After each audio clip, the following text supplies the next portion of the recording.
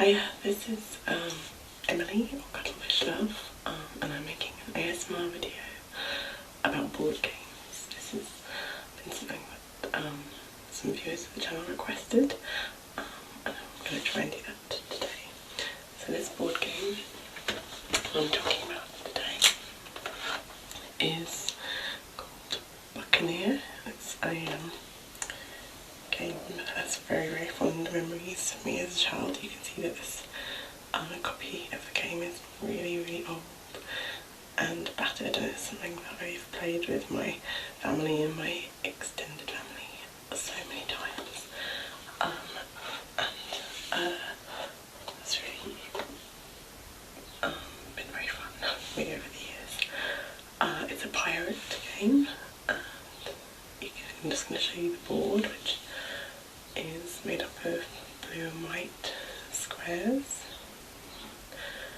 and it's bordered by the land, and then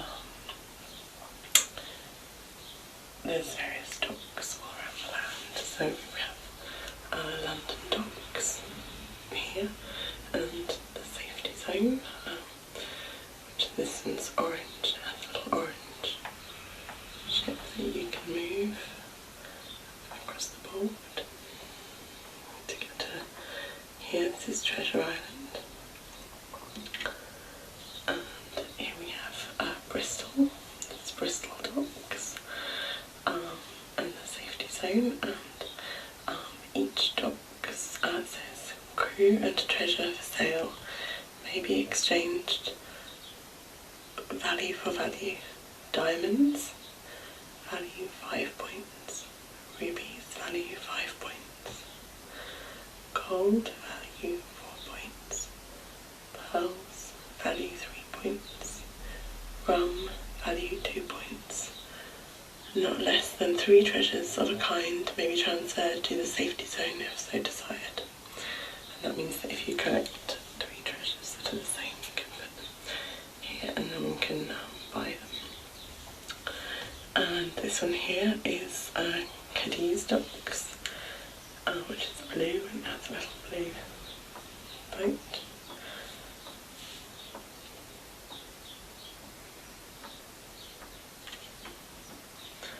And this is Bombay docks.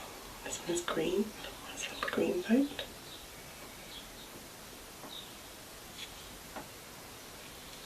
And this is Marseille docks. This is orange, ready orange. And there's a little red boat.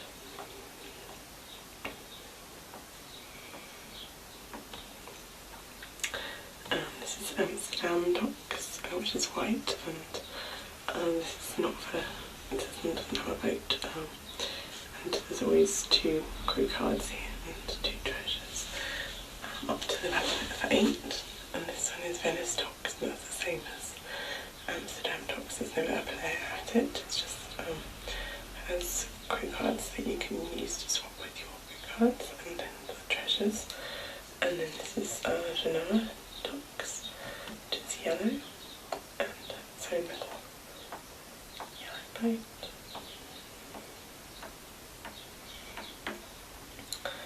And as part of the game, you kind of move your little boat to Treasure Island, and you can take chance cards each time you arrive there. And they say things like, take a treasure up to 7 in total value, or 3 crew cards from Pirate Island. Take treasure up to 6 in total value, and reduce your ship's crew to 11 by landing crew on Pirate Island. Your best crew card has deserted to Pirate Island.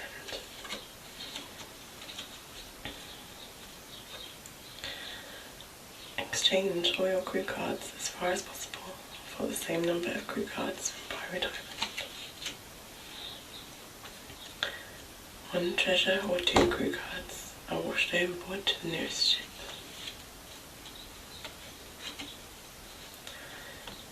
You are blown to your home port, and if your crew total is 3 or less, take 4 crew cards from Pirate Island.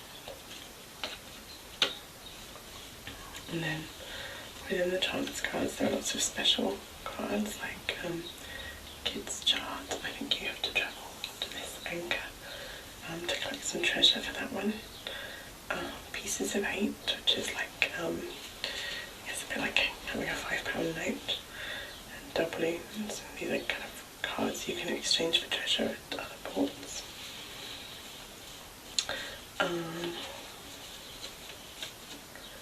And Long John Silver, which you can exchange for 5 crew or 1 treasure. And there's a second kids chart, and you can see this game is really old, so the cards kind of look a bit like old treasure maps. I used to find it really exciting getting the kids chart cards.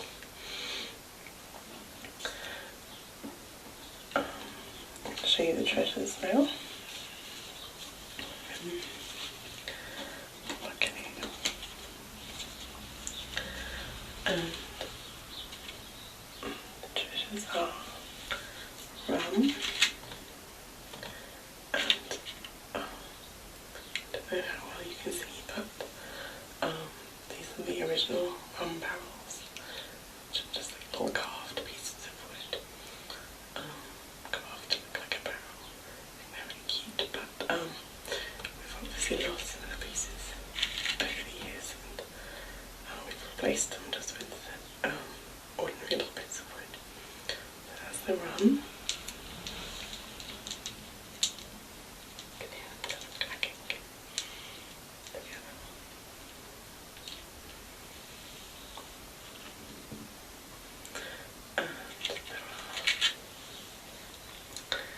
Little bars of gold.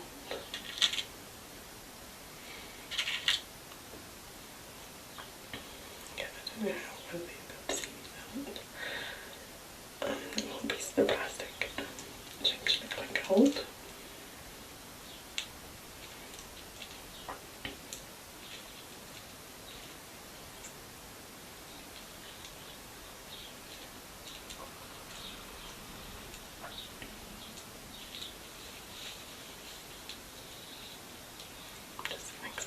Some of the sounds that these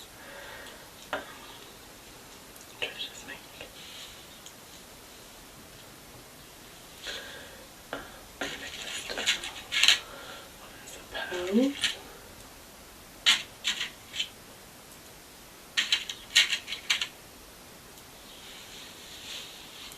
And these are not real pearls, they're just little fake ones.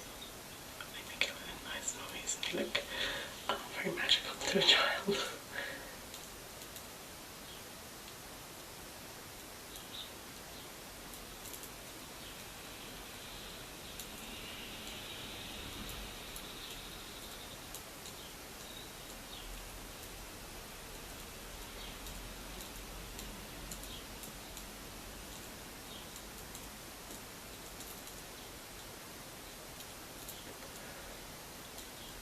Pearls are always my sister's favourite ones.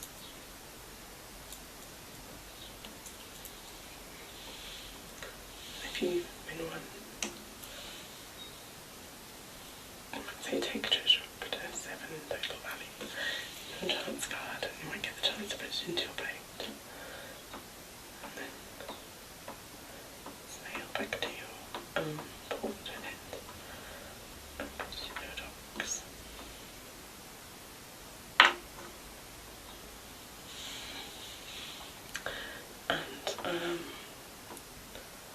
I was always really obsessed with the rubies. Okay, so the next one is diamonds, which are very beautiful, just little pieces of cut glass. But for me, they weren't as special as the rubies.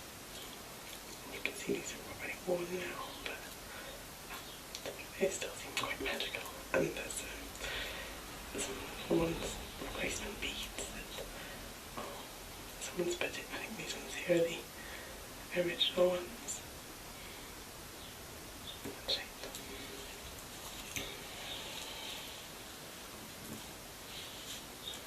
They're my favourites, the rubies.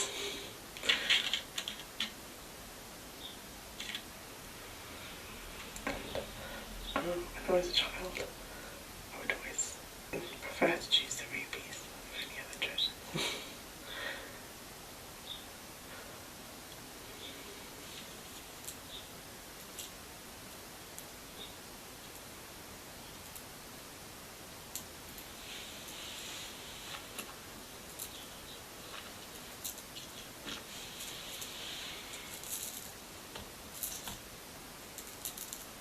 Diamonds and rubies and the pearls.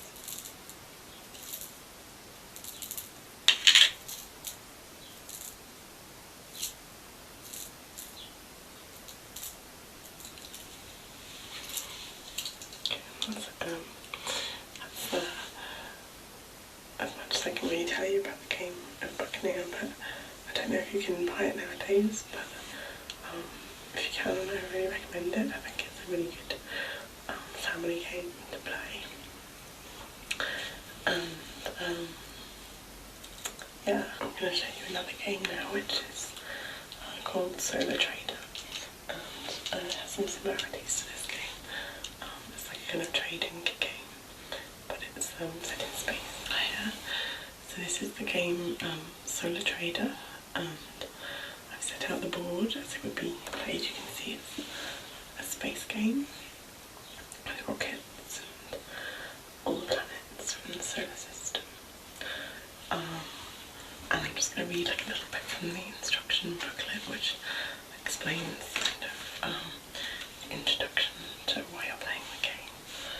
So it says, in the final years of the 21st century, space freighters traverse the solar system and giant satellite stations orbit the planets. The search for new sources of vital commodities has resulted in a flourishing interplanetary trade economy. As a solar trader, you have the opportunity to travel to the furthest reaches of the solar system, seeking your fortune by trading essential commodities between Earth's far-flung colonies. Human technology has conquered space, but for Earth, the outlook remains bleak. Resources are stretched to their ultimate limit, energy reserves are dwindling, and pollution is choking this once green planet. Now a glimmer of hope has appeared. Deep space observatories have decoded a faint distress signal far beyond Pluto. A signal sent by an advanced race of galactic wanderers, their mothership, the vast artificial planetoid Zastra, has been crippled in a violent meteor storm. Its energy panels, formed from a transmutation of gold, silver and diamonds, are shattered. Without energy to power Zastra's star drive, the wanderers are helpless. They cannot escape the gravitational pull of the black hole. Gradually, Zastra is being drawn in. You can trade wisely and complete the hazardous journey to reach their mothership with a cargo of precious commodities. The Zastrans are willing to trade a solar energy crystal for 1 unit each of gold, silver and diamonds. Transported to Earth and aligned with the Sun, each solar energy crystal can supply the energy needs of an entire continent. Will you be the first to complete a successful mission beyond the black hole and return with the key to advancing Earth's technology?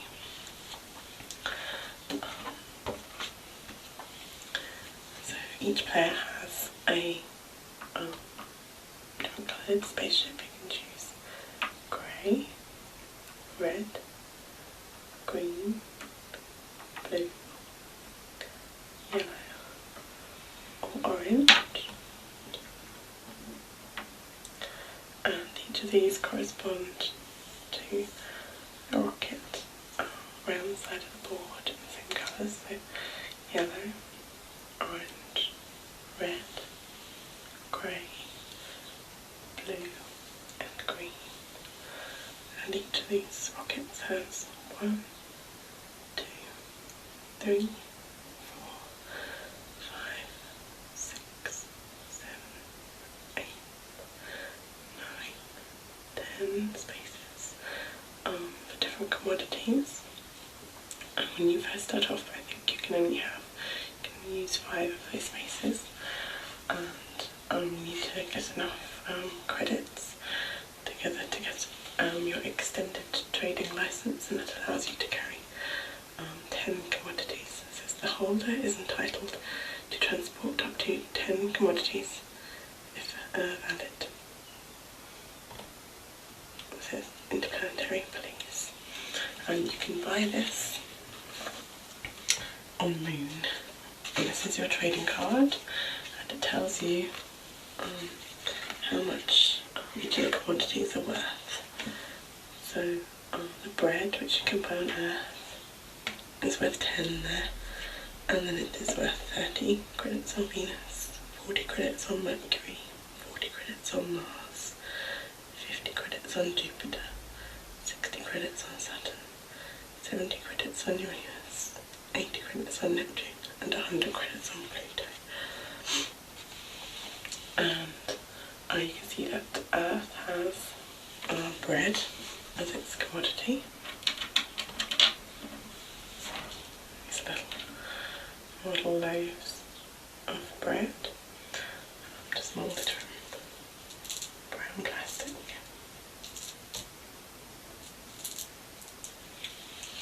And I think when you start the game you have maybe one loaf of bread in your rocket.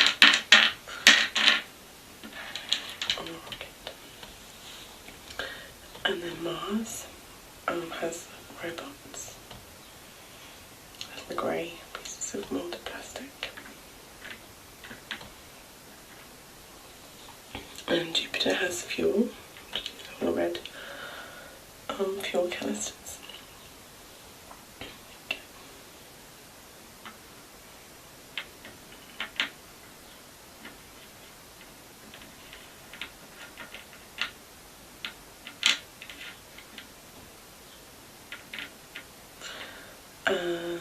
And Venus has, I think this is oxygen, little orange canisters. Pluto has gold. Neptune has medicine, and it also has alcohol in case you want to do kind of illicit trading. But if you carry alcohol, then you can get caught and fined by the police if you have done a blue square, so it's a bit risky. Saturn has water. I'm not quite sure why Saturn has water. I feel like that's what Earth has, really. Mercury has diamonds, which are these little plastic beads. They're not as pretty as the diamonds in Buccaneer. And Uranus has silver and also tobacco, again, which is illegal to trade, but you can trade it if you want to. And you move around the board by throwing this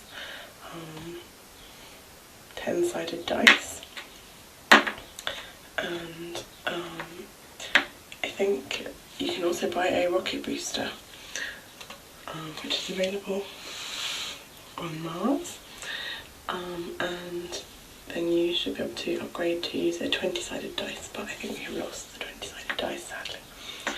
So I think when we play nowadays, we just play by, you can throw this dice twice.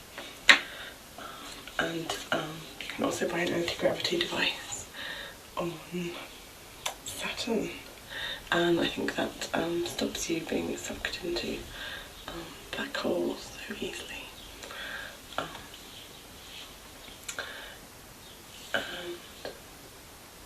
yeah, this is the money that you use, which is credits. There are 10 credits, which are white. 20 credits, which are pale green. 50 credits, which are dark green. 100 credits, which are red. 500 credits, which are blue. And 1,000 credits, which are yellow. And once you've traded enough commodities to afford to buy your gold and your silver and your diamonds, which are the ones that you need to buy in order to get your solar energy crystal. You also need to get one of each commodity, because when you travel along this path, you'll see that sometimes there's a symbol for each commodity, and that means you have to jettison that commodity.